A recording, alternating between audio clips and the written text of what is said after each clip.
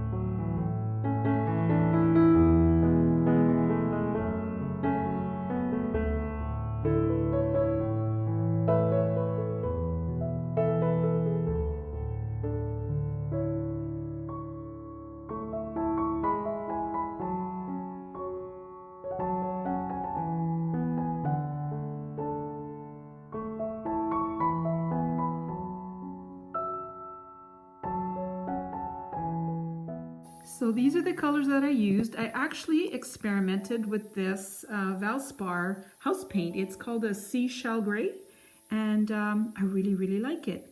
I did use Floetrol, and Here's the Deco Art Metallics copper, and then an acrylic gold metallic, as well as water, and I do strain the Floetrol before I use it. Here are the coasters. I think they turned out beautifully. Look at that. The gold coming through, that's just beautiful. 3 colors worked really well together. Just a touch of the gold coming through. It's beautiful. Let me know what you think and your thoughts. Always love to hear from you. Take care. Have a good day. Thanks for watching.